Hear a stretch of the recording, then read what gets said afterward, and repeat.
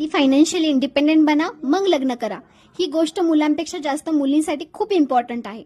आपल्या सोसायटीमध्ये हा रूलच बनलेला आहे की लग्नानंतर मुलगी आपल्या आईवडिलांचे घर सोडून नवऱ्याच्या घरी राहणार.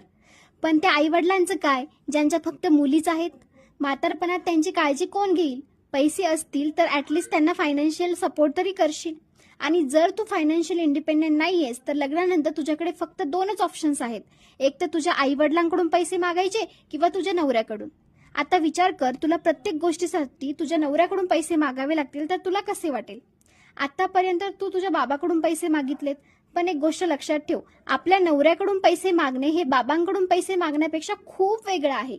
तुमच्यापैकी खूप जणांची आई ना हाऊसवाईफ आहे. आठवा ते दिवस जेव्हा पैशांवरून तुझ्या पॅरेंट्समध्ये भांडणं व्हायचे, तेव्हा तुझी आई फेक स्माईल देऊन बोलायची की सगळं काही ठीक आहे. आणि तुम्हाला असं वाटत असेल की मला माझ्या आईसारखं फेक स्माईल देऊन जीवन जगायचं आहे, तर प्लीज हे रील बघणं सोडून द्या. पण असं वाटत असेल की नाही, मला माझ्या आईसारखी फेक स्माईल देऊन आयुष्य नाही जगायचं, तर प्लीज फायनान्शियल इंडिपेंडेंट बना. स्वतःसाठी वेळ द्या आणि त्यासाठी नवनवीन स्किल्स शिकावे लागतील. सेल्फ इम्प्रूव्हमेंटसाठी इन्व्हेस्टमेंट करावी लागली तरी पण चालेल.